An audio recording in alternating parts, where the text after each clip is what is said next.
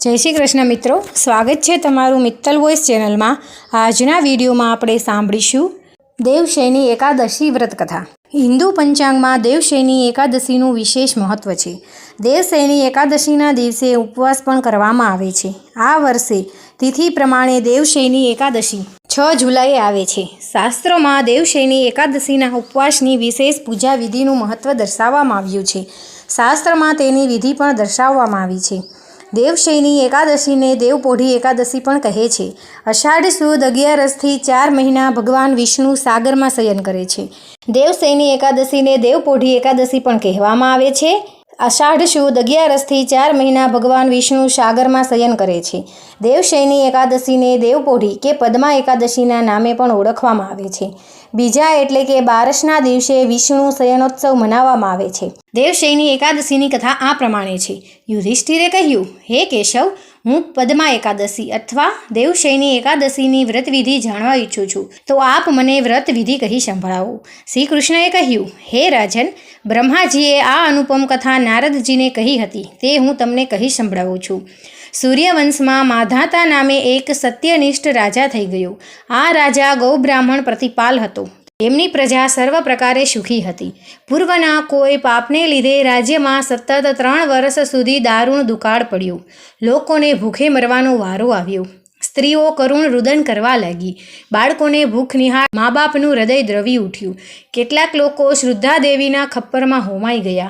अनाजना एक एक दाणा माटे लोको वलखा मारता हता। अनाजना सासा पड़वा मांड्या। राजाए विचार्युं के अन्न ब्रह्म छे। समग्र विश्वनो आधार अन्न पर छे। समग्र विश्वनो आधार अन्न पर छे। अन्नपूर्णा देवी जरूर रूठिया होय तेवुं लागे छे। तेमां जरूर मारो कंईक दोष होवो जोईए। आखरे महर्षि अंगीरसना आदेशथी मांधाताए अषाढ़ सुद 11 देवशयनी एकादशीनुं व्रत करे छे। मुनिए कह्युं के हे राजन, आ एकादशी मनवांछित फळ आपनारी छे अने त्रिविध तापने हरनारी छे। लोकोने माटे आ व्रत हितकारी अने प्रतिकारी छे।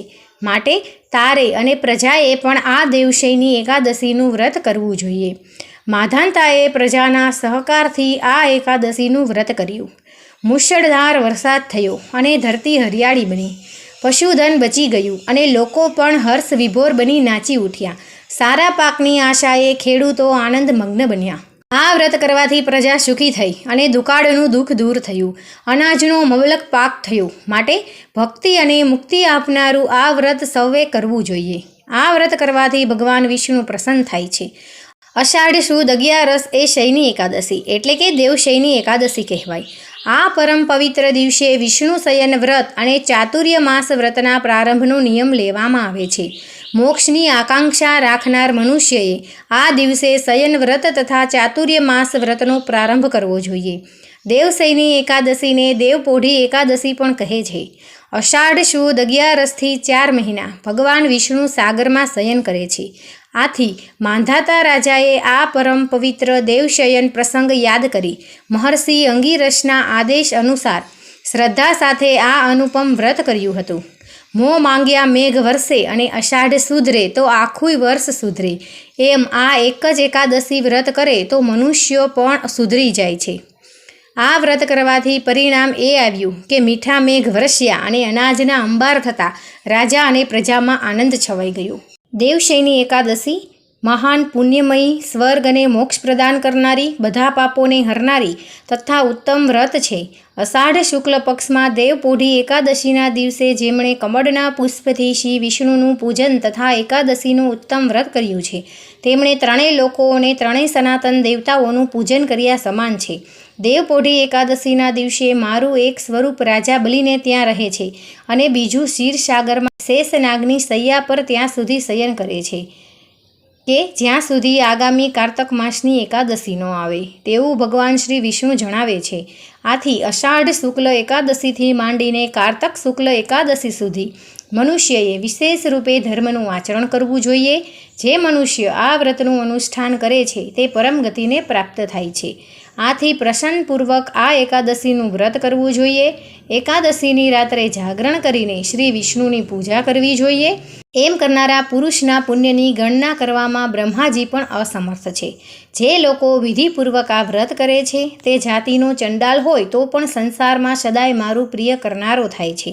જે મનુષ્ય દીપદાન, ખાખરાના પાન પર ભોજન તથા વ્રત કરતા ચોમાસું વ્યતીત કરે છે તેઓ મારા પ્રિય છે.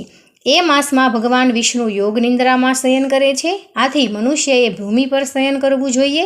શ્રાવણમાં શાક અને દૂધ, ભાદરવામાં દહીં અને કારતકમાં દાળનો ત્યાગ કરવો જોઈએ. અથવા એ માસમાં જે બ્રહ્મચર્યનું પાલન કરે છે તે પરમ ગતિને પ્રાપ્ત થાય છે.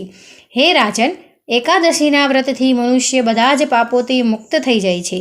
આથી સદા તેનું વ્રત કરવું જોઈએ. દેવપોઢી અને કાર્તિક શુક્લા દેવ ઉઠીની વચ્ચે જે કૃષ્ણ પક્ષની એકાદશી હોય છે, ગૃહસ્થ માટે એ જ વ્રત રાખવા માટે યોગ્ય છે. બીજા મહિનાઓની કૃષ્ણ પક્ષની એકાદશી ગૃહસ્થી માટે વ્રત રાખવા યોગ્ય નથી હોતી.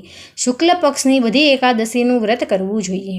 તો મિત્રો, તમને આ વિડીયો પસંદ આવ્યો હોય તો આપણી ચેનલ મિત્તલ વોઇસને લાઇક કરો, શેર કરો અને સબસ્ક્રાઈબ કરો. જય શ્રી કૃષ્ણ.